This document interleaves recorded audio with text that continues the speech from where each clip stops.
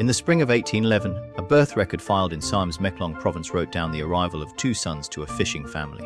What the paper couldn't show was the strip of skin connecting Chang and Ing bunker at the chest, a connection that would last for 63 years through marriage, becoming fathers, and a medical puzzle that doctors across 2 continents couldn't solve. The birth happened on May 11, 1811 in a simple home along the banks of the Meklong River, where the Bunker family made their living pulling nets through muddy waters. Nok, the mother, had gone through a long and painful labor that lasted through the humid night, helped by a midwife whose experience with difficult births offered little preparation for what came out in those early morning hours. 2 babies, seemingly perfect in every way, except for the band of tissue that joined them at the chest, their small bodies turning together as they took their first breaths. The midwife's hands shook as she cut the umbilical cords, more than one but connected at once. Local doctors were called from the state capital, men trained in traditional Siamese medicine who examined the babies with a mix of scientific curiosity and superstitious fear. Their first report, saved in incomplete medical records later translated by Western doctors, noted that the connecting tissue measured about 5 inches in length and appeared to contain shared blood vessels. The doctors could watch the twins breathing up and down at the same time. Yet each child cried on his own, turned his head separately, and seemed to have different personalities even in those first days of life. The father T, a Chinese immigrant who had settled in Siam decades earlier, faced immediate pressure from village elders to leave the twins in the wilderness, a practice not uncommon for children born with severe deformities. Religious leaders pointed to ancient texts about unlucky births, warnings of bad fortune that such children supposedly brought. But Nok refused every request, every hidden threat, every appeal to tradition and superstition. She named them Chang and Ing, meaning left and right, recognizing their permanent position next to one another. As weeks became months, the twins proved wrong every prediction of early death. They learned to coordinate their movements with remarkable precision, crawling in sync by their first year, walking together by their second. Doctors who returned for follow-up examinations wrote about their shared blood flow system, noting how sickness in one child would always affect the other, though not always with equal severity. The medical community in Bangkok began to take notice, and by the time Chang and Ing reached their 5th year, their survival alone represented something that challenged what people understood about human biology and the very nature of individual existence. By 1829, Chang and Ing had transformed from village oddities into skilled fishermen and traders working the Meklong River markets.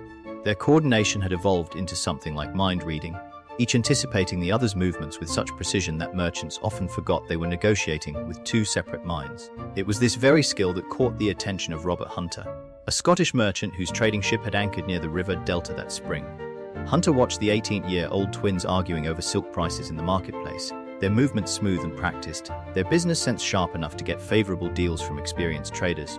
He saw not the medical oddity that Siamese doctors had written about, but a money-making opportunity that could change the exhibition circuits of Europe and America. Within weeks, Hunter had negotiated a contract with the twins' mother, promising education, wealth, and opportunities far beyond what the Meklong province could offer. The journey to Boston Harbor in 1829 marked the beginning of their transformation from fishermen's sons into international sensations. Upon arrival, Hunter arranged for examination by important doctors at Massachusetts General Hospital, men whose detailed reports would spread through medical journals across both continents. Dr. John Collins Warren documented their anatomy with scientific precision, measuring the connecting band, testing their individual reflexes, and concluding that separation would prove fatal to both. His published observations sparked fierce debate in medical societies from London to Paris, with doctors arguing over whether the twins had 2 souls or 1, 2 centers of consciousness or a shared awareness. Hunter wasted no time using this medical fascination to make money. By autumn of 1829, Chang and Ing were appearing before packed audiences in exhibition halls throughout New England, then New York, then Philadelphia. The format was carefully organized, part medical lecture, part variety show. They would demonstrate their physical coordination through acrobatic tricks, lift heavy weights in perfect sync, and answer questions from doctors in the audience about their daily experiences. Newspaper accounts from the Boston Courier and the New York Evening Post described crowds so large that extra showings had to be scheduled, with ticket prices rising as demand grew stronger. But the twins were far more than passive exhibits. Tour records reveal that they negotiated increasingly better deals with Hunter, eventually demanding and receiving a percentage of ticket sales. They studied English with private tutors during their limited free time, mastered American social customs, and began to understand the money-making machinery that had turned their bodies into products. By 1831, they had saved enough money to buy their freedom from Hunter's contract, a sum that accounts from that time placed about $10,000. The European tour of 1832 through 1835 proved even more profitable. In London, they performed before King William IV. In Paris, the Academy of Medicine devoted an entire meeting to their case, with important anatomists debating what this meant for understanding human development and individuality. Vienna, Berlin, Brussels, each city added to their growing wealth and their expanding awareness of their own power. When they returned to America in 1835, Chang and Ing were no longer the young fishermen who had left Siam 6 years earlier. They carried letters of introduction from European nobility, bank accounts that placed them among the wealthier immigrants in their adopted country, and a fierce determination to establish lives beyond the exhibition stage. They had spent their youth being studied, measured, and discussed by men who saw them as specimens rather than individuals.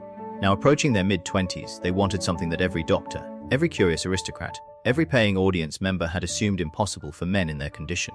They wanted ordinary lives, marriages, families, and the privacy that comes with being seen as human rather than oddity. The question was whether American society would allow such normalcy to men whose very existence challenged every rule about individuality, intimacy, and the boundaries of the self. The land deed filed with the Wilkes County Register on March 7, 1839, listed Chang Bunker and Ing Bunker as joint buyers of 110 acres in the Trap Hill community of western North Carolina. The property included forest stands, cleared fields suitable for tobacco farming, and a creek that provided year-round water access. What made the deal remarkable wasn't the land or the price, but that two men physically joined at the chest were claiming the same rights of property ownership that the law typically reserved for single, independent citizens. Their choice of Wilkes County was strategic.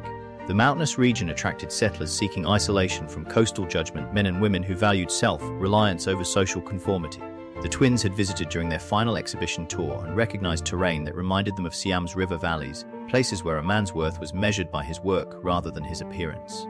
They bought additional slaves within their first year, a decision that positioned them firmly within the southern plantation economy and signaled their intention to be seen as wealthy landowners rather than exotic foreigners.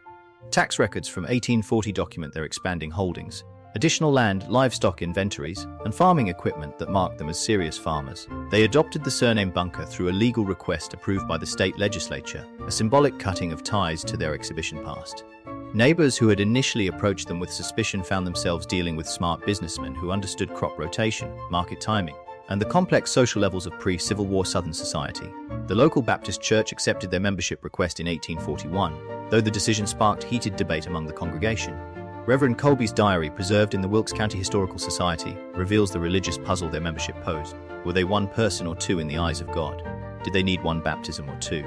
Could they take communion as individuals, or must they be served at the same time? The congregation ultimately decided that Chang and Ing had separate souls and granted them full membership with individual voting rights on church matters. This acceptance opened doors to wider social integration. They attended community gatherings, participated in barn raisings, and contributed to local charitable causes. Store records from the Wilkesboro General Merchant show regular purchases of fine cloth, imported tea, and other goods associated with wealthy households. They were building not just wealth but respectability, creating an identity that went beyond their physical uniqueness. Yet their participation in community life raised uncomfortable questions that neighbors whispered about but rarely said directly. When both men courted local women at church socials, as several accounts from 1842 show, the social mechanics became impossibly complex. Could one brother dance while the other sat? Could they court different women at the same time? If one brother wished to leave a gathering and the other wanted to stay, whose choice would win? These questions grew more intense when townspeople noticed their particular attention to the Yates family. David Yates owned substantial property next to the Bunker farm, and his two daughters, Adelaide and Sarah, had reached marriageable age. Letters between Wilkes County residents from that time revealed growing unease as the twins' intentions became clear. The community had accepted Chang and Ing as farmers, as church members, as neighbors who paid their debts and kept their property well maintained. But marriage represented an entirely different kind of social integration, one that forced the community to face questions about intimacy, proper behavior, and the nature of marital union that no one felt prepared to answer. By the spring of 1843, those questions could no longer be avoided. The twins had made their intentions known to the Yates family, and the entire county waited to see whether the boundaries of acceptable Southern society could stretch wide enough to fit what came next. Adelaide Yates was 21 years old when Chang first asked permission to call on her in the autumn of 1842. Her sister Sarah, 19, received Ing's identical request the same afternoon. The twins arrived at the Yates household together, as they arrived everywhere, carrying flowers they had grown in their own garden and wearing suits specially made to fit their unique bodies. David Yates stood in his doorway facing a situation that no father in Wilkes County had ever faced, and likely no father anywhere else in America. The courtship continued under intense watching from neighbors who observed the Yates property with the attention usually reserved for scandal or disaster. Church records show that multiple church members approached Reverend Colby asking that he step in and advise the Yates family against the unions. Anonymous letters arrived at the Yates home, some quoting scripture about unnatural unions, others making crude observations about the physical realities of married life. Nancy Yates, the sister's mother, burned most of these letters in her fireplace, but several survived in family papers that would later be donated to historical archives. Yet the courtship continued through winter into early spring. Chang and Ing called on the sisters every Sunday after church services, sitting in the Yates parlor under the watchful presence of their parents. Adelaide later described these visits in letters to her cousin in Virginia, writing that reveals a woman both aware of society's judgment and determined to follow her own wishes. She wrote that Chang had a gentle humor and surprising sensitivity about poetry and literature, subjects he had studied during his years touring European capitals. Sarah's letters, fewer but equally revealing, described Ing as more reserved but equally attentive, a man who listened carefully and spoke thoughtfully. What the sisters never addressed directly in their writing was the elephant that dominated every conversation in Wilkes County. The physical reality that courting one brother meant courting both. Every moment Adelaide spent with Chang happened in Ing's presence. Every private word Sarah exchanged with Ing was also heard by Chang. The idea of individual courtship, the carefully planned dance of 19th century romantic ritual, became something else entirely when privacy proved impossible. David Yates struggled with this reality more openly than his daughters. His diary entries from February 1843 reveal a man torn between fatherly protectiveness and respect for his daughter's independence. He noted the twins' financial stability, their property holdings, their standing in the community. He acknowledged their consistent courtesy and the genuine affection they showed his daughters. But he returned repeatedly to questions he could not answer. What would marriage mean for women whose husbands could never be separated? How would his daughters maintain the modesty and privacy that society demanded of respectable wives?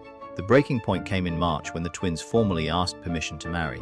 Yates initially refused, triggering a family crisis that neighbors reported hearing through the farmhouse windows. Adelaide and Sarah threatened to run away if their father would not agree. Nancy Yates reportedly told her husband that their daughters had made their choice and that his refusal would only drive them away without the protection of legal marriage.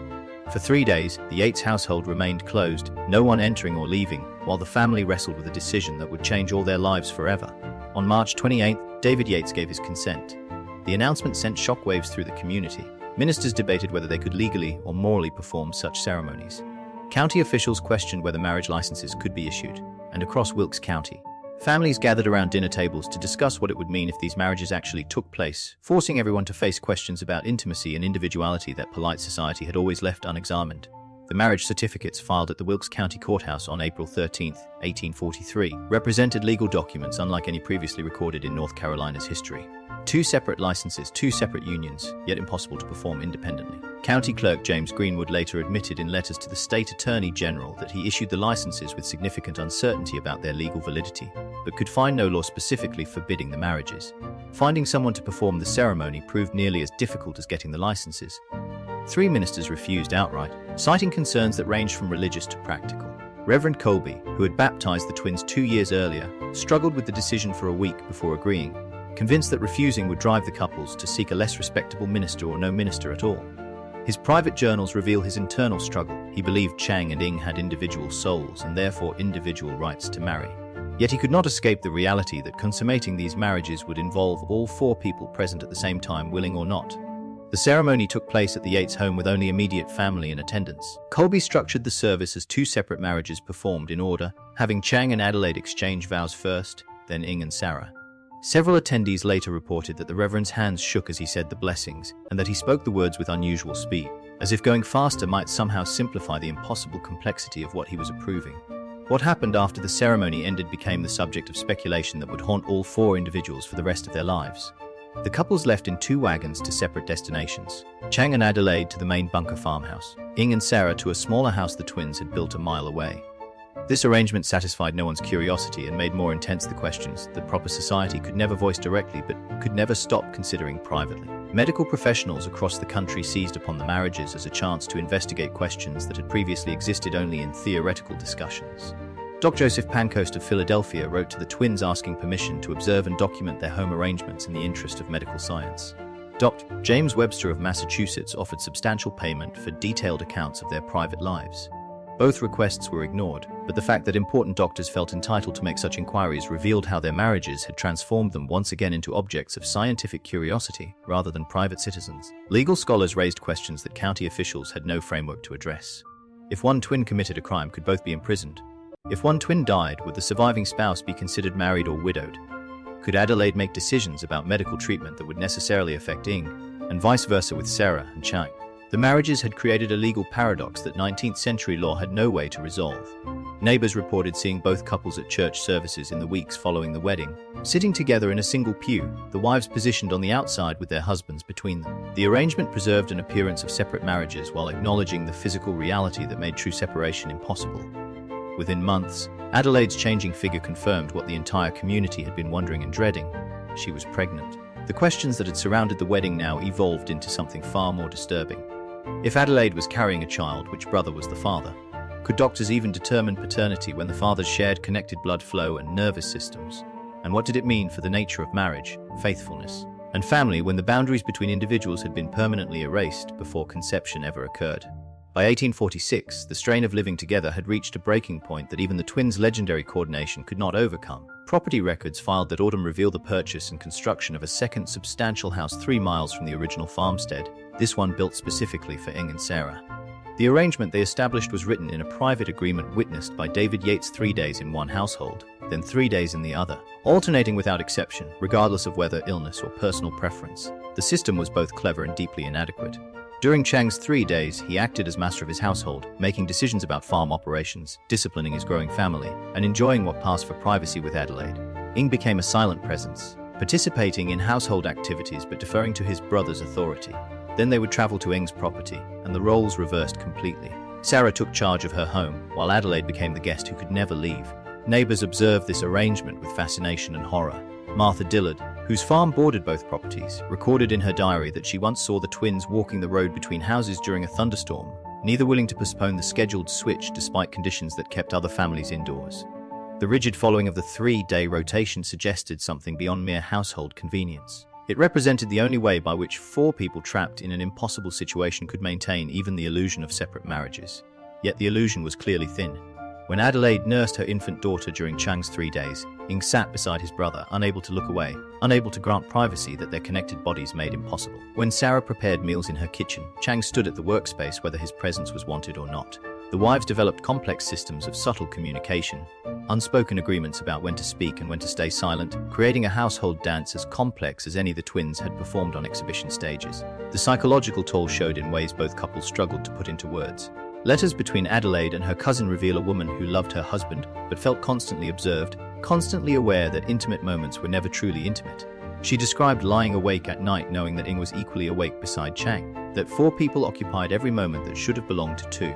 Sarah's writing was more guarded, but her sister's letters referenced periods when Sarah would not speak for entire days, retreating into silence as her only available form of privacy. The twins themselves began showing signs of friction that years of physical connection had never produced. Servants reported arguments between them that would previously have been unthinkable. Disputes over when to plant tobacco, which livestock to buy, how to discipline children. These disagreements often fell along household lines, with each brother defending his wife's position against the other. The perfect sync they had developed as children was breaking apart under the weight of maintaining 2 marriages in one body. Financial records from this period reveal another source of tension. The households kept separate accounts, with each brother controlling his own property and income. This created situations where one household might be doing well while the other faced difficulties. Yet the twins' shared labor made complicated any clear division of who had earned what. Disputes over money, previously handled with the same coordination they brought to physical tasks, now required formal agreements and witnessed contracts. The 3-day rotation continued without interruption, but it had become a prison disguised as a solution. A schedule that 4 people followed because the alternative was admitting that their marriages existed in a space where normal ideas of partnership, privacy, and individual independence had no meaning whatsoever. Adelaide gave birth to her first child, Josephine Virginia, on February 10, 1844, attended by a local midwife who had delivered dozens of babies in Wilkes County, but never under such scrutinizing circumstances. The birth was unremarkable in every medical way except one. The child was clearly healthy and normal, having no physical problems that might have resulted from her father's unusual condition. Within 18 months, Sarah delivered her first child, a son named Christopher Wren. He too showed no signs of the physical fusion that defined his father and uncle. The births answered one question while making more intense a far more disturbing mystery. Medical literature from the 1840s contained extensive documentation of hereditary conditions passing from parents to children. Doctors understood that physical traits, deformities, and various conditions could transmit across generations. Yet here were children conceived by conjoined fathers who appeared entirely typical, suggesting that whatever had caused Chang and Eng's condition was not hereditary. But this observation led immediately to questions that no doctor could comfortably pursue: which twin had actually fathered each child. By 1850, the question had become urgent. Adelaide had delivered 6 children, Sarah 4. Birth records listed Chang as father for Adelaide's children and Ing as father for Sarah's. but these labels were legal conventions rather than medical certainties. Dr. William Hollingsworth of Philadelphia, one of several doctors who kept up correspondence with the twins, wrote frankly in an 1849 letter that determining biological paternity was impossible given the shared blood flow system. Blood that flowed through Chang necessarily flowed through Eng. Reproductive fluids, nervous impulses, even the physical sensations of intimacy could not be isolated to one brother or the other. The children themselves grew up navigating a family structure that defied easy description. Census records from 1850 list all children then born under two separate households, but servants' accounts describe the children moving freely between both properties, treating both sets of adults as parental figures. Young Josephine called Chang father but addressed Ing as uncle. Yet she spent equal time in both homes and received instruction and discipline from both men. The children learned early that their family operated according to rules that existed nowhere else in their community. School attendance became particularly complicated. Teachers in the one-room schoolhouse near Trap Hill reported that the Bunker children would arrive accompanied by both fathers every third day when the rotation brought the twins to that particular household. Other children asked questions their parents had forbidden them to voice directly. Why did their fathers never separate? Which father was really theirs? The Bunker children developed practiced responses that satisfied curiosity without providing actual answers, learning to navigate social watching before they were old enough to understand why such watching existed. The births continued relentlessly. By 1860, Adelaide had borne 11 children, Sarah 10, 21 children total, an extraordinary number by any standard, but particularly remarkable given the physical constraints of their father's condition. Infant death rates in 19th century America typically claimed 1 in 5 children before their 5th birthday. Yet the Bunker children survived at rates higher than county averages. Whatever the medical mystery of their conception, they were thriving, but the sheer number of children created practical burdens that strained both households. Feeding 21 children required farm production that pushed both farms to capacity. Clothing them, educating them, preparing them for adult life consumed resources and energy that left both couples exhausted. And always underlying every household decision lurked the question that no one could answer, and no one could stop asking: in what sense were these children cousins? And in what sense were they something closer to siblings, sharing fathers whose bodies had never truly been separate? The arrival of Dr. Harrison Allen in Wilkes County during the summer of 1857 marked the most intensive medical investigation the twins had permitted since their exhibition years. Allen, a prominent anatomist from the University of Pennsylvania, came not to study their conjoined anatomy, which had been thoroughly documented, but to understand the reproductive impossibility they had achieved. His visit was prompted by a paper he had read to the Philadelphia Academy of Medicine, in which he theorized that conception in such cases should be impossible due to shared nervous system responses. The twins received Allen politely but with clear boundaries. They would answer questions about their general health and daily functioning. They would not discuss intimate details of their marriages. Allen's published account, which appeared in the American Journal of Medical Sciences in 1858, reflected his frustration with these limitations while acknowledging the twins' right to privacy. He could examine their connecting band, measure their vital signs, and observe their synchronized movements, but the central mystery remained inaccessible to scientific investigation. What Allen could document was medically significant. He confirmed that the twins shared a fused liver, that blood vessels crossed between their bodies, and that sensation in the connecting tissue was mutual. When he pricked Chang's side of the band with a pin, Ing flinched. This shared nervous system suggested that physical experiences, including those associated with reproduction, could not be isolated to one individual. Allen wrote carefully around this implication, but his meaning was clear to medical readers. Both twins must necessarily experience whatever physical sensations occurred during conception. Dr. Joseph Pancoast, who had earlier asked permission to observe the twins' home life, published his own theoretical paper in 1859 without ever gaining the access he sought. Working only from letters and second accounts, he proposed that the twins might have independent reproductive systems despite their shared circulation. He guessed that each brother kept separate control over certain automatic functions, allowing for separate acts of conception, even if both experienced the associated sensations. The theory was elegant but unverifiable, and Pancoast acknowledged that proving it would require examinations the twins would never consent to. European doctors entered the debate through medical journals. Friedrich Wilhelm in Berlin published a comparative analysis examining historical cases of conjoined twins who had survived to adulthood, finding no documented cases of successful reproduction in any case where the twins shared blood flow systems. Chang and Ing, he concluded, represented either a unique body adaptation or a phenomenon that existing medical knowledge could not adequately explain. His paper generated responses from doctors across the continent, each offering theories that ranged from reasonable to wildly speculative. The medical community's obsession with the question revealed deeper anxieties about reproduction, consciousness, and individual identity. If both twins experienced conception, did that make them both biological fathers, regardless of which produced the reproductive material? Did consciousness during the act make them both participants in a way that went beyond mere physical presence? These questions had implications beyond the Bunker case, touching on philosophical debates about the nature of selfhood and the boundaries between separate individuals. Chang and Ing responded to this medical watching with increasing hostility. Letters from this period show them refusing most requests for examination and declining to participate in medical conferences where their case was discussed. They had spent their youth as exhibition specimens, and their marriages were meant to establish them as private citizens beyond scientific inquiry. The fact that doctors continued treating them as research subjects rather than independent individuals with rights to privacy represented a violation they deeply resented. Yet the questions persisted because the evidence was undeniable: 21 healthy children whose very existence challenged fundamental assumptions about human reproduction. Medical science could document the mystery but could not solve it, leaving doctors to acknowledge, however reluctantly, that some aspects of human biology remained beyond their understanding. The census of 1860 recorded the Bunker households as among the most well-off in Wilkes County, with combined property values exceeding 30 Zalazan and farm production that placed them in the top percentile of regional farmers.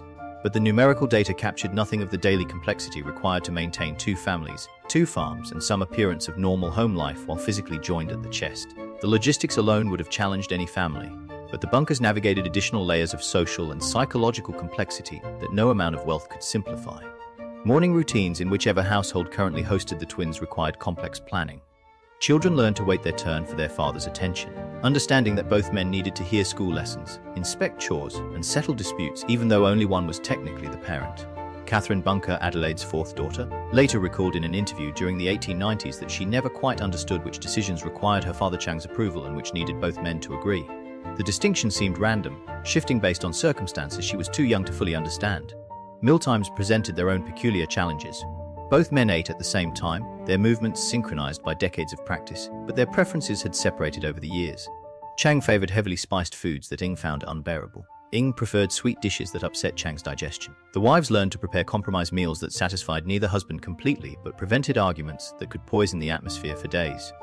These small daily negotiations, invisible to outsiders, built up into a constant background tension that everyone in both households learned to navigate. Discipline of the children revealed the most troubling aspects of their arrangement. When Christopher, Ing's oldest son, was caught stealing eggs from a neighbor's henhouse in 1856, Ing determined the boy should be whipped, according to standard parenting practices of the era. But Chang objected, arguing the punishment was too severe for a first offense. The disagreement lasted 3 days, during which both households existed in uncomfortable stalemate. Finally, Adelaide stepped in, suggesting that Christopher should work off the debt through labor for the offended neighbor. Both brothers accepted this compromise. But the incident revealed how quickly parenting disagreements could grow when neither father could physically remove himself from the conflict. The children's own accounts, preserved in family letters and later interviews, painted portraits of childhoods marked by deep affection and deep confusion. They loved both men and understood intellectually that one was father and one was uncle. Yet the distinction held little practical meaning in daily life. Albert Bunker, Chang's youngest son, wrote to his sister in 1872 describing a childhood memory of seeking comfort after a nightmare by climbing into bed between his parents, only to realize that both fathers were there, that privacy between parent and child was as impossible as privacy between the brothers themselves. Social events beyond the family properties required careful planning. Church attendance meant coordinating the schedules of 4 adults and eventually 21 children, a logistics challenge that often resulted in the families arriving in multiple wagons. Community gatherings presented questions of etiquette that Wilkes County society had never needed to spell out. If one wife wished to attend a quilting bee and the other did not, what happened? The brothers developed an informal rule that the household currently in rotation made such decisions, but this meant that Ing might spend an afternoon at a women's quilting circle during Sarah's weeks, sitting silently while women gossiped around him, or Chang might attend a men's hunting party during Adelaide's rotation, participating in activities his brother had no interest in. The Civil War brought additional complications when both twins, despite their Siamese origins, supported the Confederacy and owned slaves. Their sons of military age enlisted in Confederate units, creating situations where Chang's sons and Ing's sons served in different companies, but were raised in households that functioned almost as one. Letters from the war years show the twins struggling to keep their farm operations going with reduced labor while worrying about sons facing battle. The usual anxieties of wartime parents made worse by their inability to ever process these fears separately. By the 1860s, the children were beginning to marry and establish their own households, creating a third generation that carried the Bunker name, but not the physical burden that defined their fathers. These grandchildren would grow up hearing stories about grandfathers who could never be apart, who had navigated marriage and parenthood under conditions that seemed to belong more to medical textbooks than family histories. The oldest grandchildren, interviewed decades later, recalled visiting both farms and struggling to understand why their grandfathers' houses had to be so different from everyone else's, why simple questions about family structure received complicated answers that satisfied no one. The built-up weight of decades spent managing impossible home life was beginning to show. Servants reported that the brothers argued more frequently, that the 3-day rotation sometimes extended or shortened based on disputes about whose household deserved priority. The perfect coordination of their youth had given way to something more strained. Two men bound together who had created families they loved but could never fully live in as individuals, trapped in a compromise that had seemed workable in 1843 but had grown increasingly unbearable with each passing year. On the night of January 12, 1874, Chang Bunker suffered a stroke while sleeping at Ng's house during their scheduled rotation. He woke gasping for air, his left side paralyzed, while Ng jolted awake, experiencing sympathetic chest pain despite showing no symptoms of stroke himself. A servant rode through freezing darkness to fetch Dr. William Hollingsworth, the same doctor who had written to them decades earlier about the medical mysteries of their reproduction. By the time Hollingsworth arrived, Chang had lost consciousness, his breathing shallow and irregular. Ng remained fully alert, trapped beside his dying brother. Feeling Chang's weakening pulse through their shared blood flow system, the doctor examined both men and delivered a verdict he knew Ng already understood. Chang would likely die within hours, and when he did, Ng would follow. The connecting band that had sustained them, both for 63 years, would become Ng's death sentence as Chang's failing organs poisoned the blood they shared. Family members gathered in the bedroom, Adelaide and Sarah standing on opposite sides of the bed, about to both become widows. Children crowding the doorway to witness what they had always known would eventually come. Ng asked Hollingsworth if surgical separation might save his life. The doctor examined the connecting tissue one final time and confirmed what earlier doctors had written: their shared liver made separation fatal. Even if performed immediately, even with Chang already dying, the surgery would kill Ng within minutes. Chang died about 2 hours after the stroke, around 300 in the morning. Ng felt his brother's final breath, the sudden stillness in the body he had been connected to since before birth. For several minutes, Ng remained conscious and aware, asking family members to position Chang's body more comfortably, remarking that he felt strange but not in pain. Then he complained of tightness in his chest and difficulty breathing. Within 90 minutes of Chang's death, Ng lost consciousness. He died at 4:30 without waking up again, his body shutting down as their shared blood system collapsed. Dr. Hollingsworth performed a preliminary examination before the bodies were moved, documenting that Ng showed no signs of stroke or other sudden illness. His death appeared to result entirely from the body's impossibility of continuing to live while connected to a corpse. The shared liver, the intertwined blood vessels, the fused tissue that had sustained both lives became the mechanism of Ng's death, once Chang's heart stopped pumping. The College of Physicians in Philadelphia asked permission to perform a detailed autopsy, offering the family substantial payment for access to the bodies. After considerable debate and over the objections of several children who wanted their fathers buried immediately, Adelaide and Sarah agreed, persuaded by Hollingsworth's argument that the autopsy might finally answer questions that had haunted medical science for half a century. The autopsy, conducted by Dr. Harrison Allen and a team of important anatomists, confirmed the extent of their body connection. They shared about 1/3 of a single liver. Major blood vessels crossed between their bodies in patterns that made independent circulation impossible. The connecting band contained not just tissue and blood vessels but nerve fibers that had allowed sensation to pass between them. The report, published in extensive detail, concluded that separation at any point in their lives would have killed both men within hours. But the autopsy revealed nothing about the central mystery that had obsessed doctors since 1844, how they had fathered 21 children. The anatomists found that both men had normal reproductive anatomy, but this observation added no clarity to questions about paternity, consciousness, or the mechanics of conception when the fathers shared nervous systems and blood flow pathways. The mystery that had begun with Josephine's birth in 1844 remained unsolved in 1874. The twins were buried in a single oversized coffin at the White Plains Baptist Church Cemetery, the same church where they had been baptized and married. Their graves attracted visitors for decades. People who came to think about lives that had challenged every assumption about individuality, marriage, and family. Adelaide survived until 1887, Sarah until 1892, both women spending their widowhoods in separate houses, finally able to live apart after decades of forced closeness. The children and grandchildren carried forward the Bunker name, none of them showing any sign of conjoined birth or hereditary abnormality. They scattered across North Carolina and beyond. Ordinary families descended from extraordinary circumstances. Some refused to discuss their father's unique condition, seeking normalcy through silence.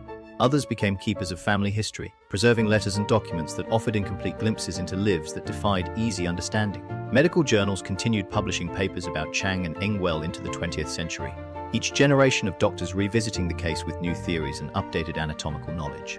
But no amount of scientific advancement could answer the questions that mattered most: what it felt like to share every moment of existence with another person, to navigate marriage and parenthood without the possibility of individual privacy, to be at the same time one and two for 63 years. The twins left behind property, descendants, and historical records. But their deepest legacy was the questions they raised about human consciousness, identity, and the nature of the self.